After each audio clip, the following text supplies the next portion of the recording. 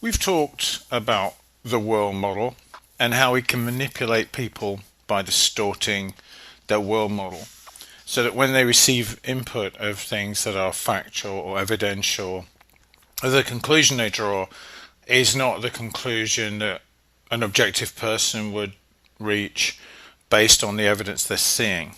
Now, one of the most powerful ways to control this world model is to link it to emotions. Now, we've talked about drip feed and how drip feeding the same thing over and over again can tend to influence the world model. But when it gets to really, really powerful levels is when we create what are called anchors and links. And so what the manipulator tends to do is to find out what people's emotional triggers are. These emotional triggers are often fears or insecurities. And so the person who wishes to manipulate somebody else is often very astute at sensing people's fears, insecurities, and emotional triggers. Now, an emotional trigger is something that is not necessarily rational, but creates a fear or emotional reaction that bypasses the cognitive ability, so it bypasses the objectivity. For argument's sake, even if I may have a fear of flying, even though I may objectively be aware that the chances of dying from flying are absolutely minuscule, that doesn't stop the trigger, the emotional trigger that cripples me when somebody says, "Oh, Steve, you might have to go on a flight."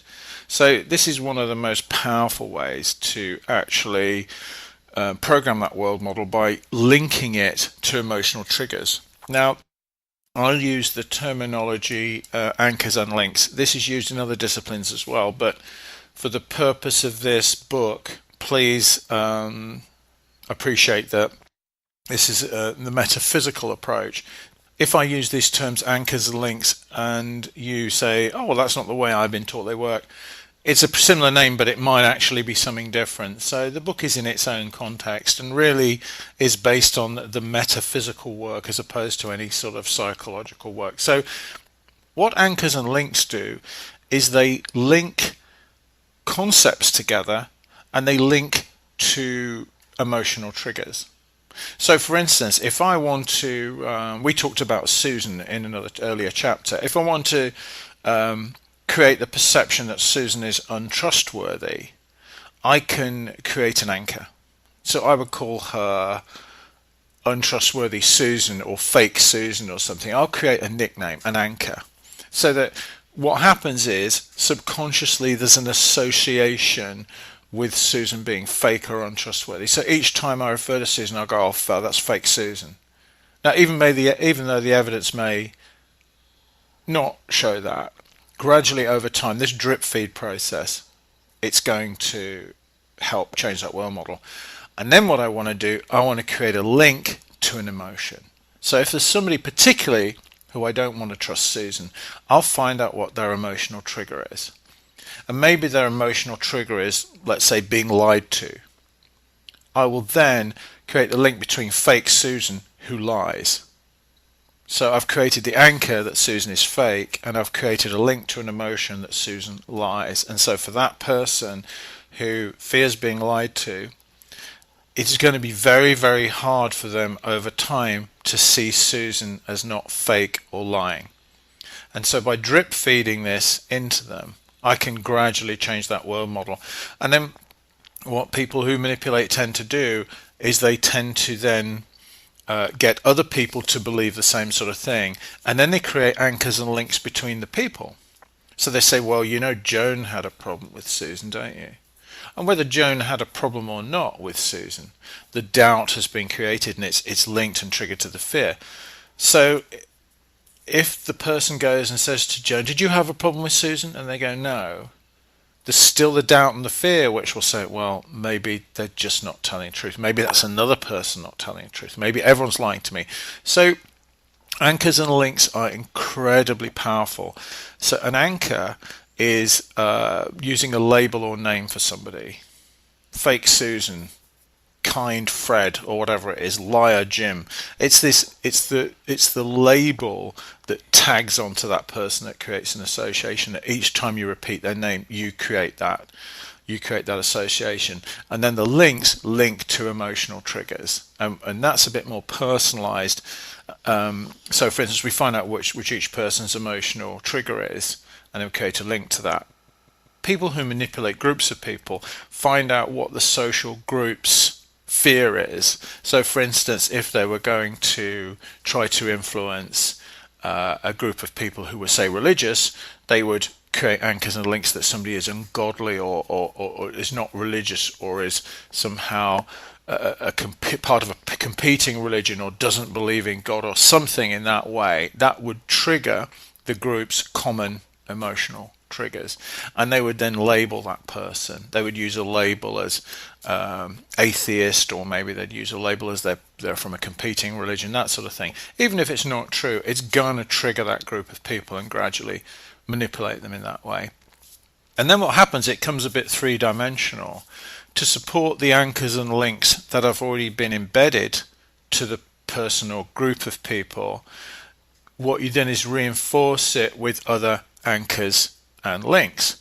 So for instance, this can use tools like, for instance, confirmation bias. Now, confirmation bias is delivering information in a very filtered way so that it seems to confirm only the fears of the people within whom you've created the anchors and links. So let's say, for argument's sake, our subject, who is supposedly not very religious, we're trying to turn these religious people against them, the manipulator would seek out one piece of evidence that could seem to prove that point. Even if the massive evidence is to the contrary, they would pick that one piece of evidence and say, well, you know, he walked out of church in the middle of a wedding, don't you?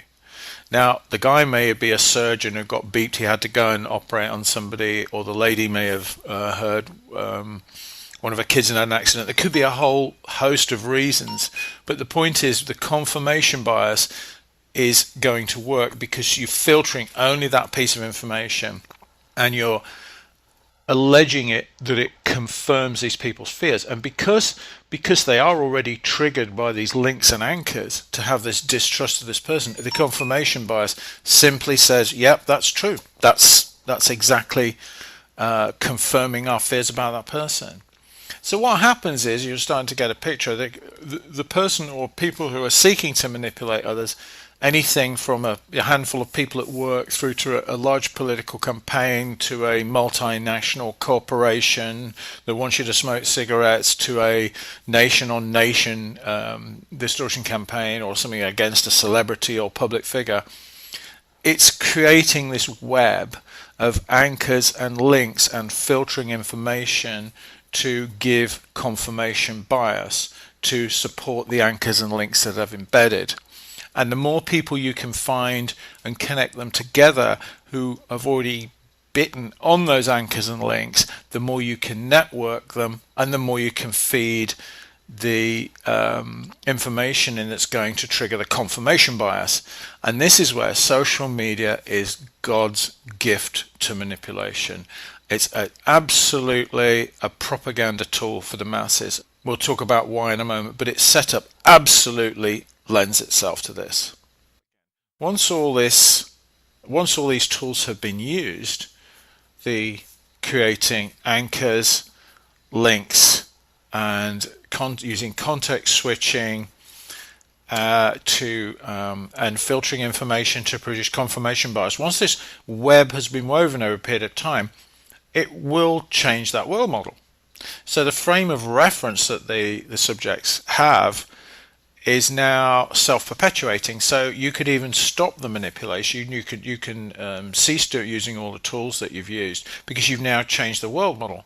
So when people see John or Sue or Franco, whoever it is, instantly that reaction is distrust, fear, whatever. They'll say, oh, that's that person, I can't trust them, I can't believe everything they say. So the work is done. Your work is done. You've woven that web, you've manipulated that person or those groups of people.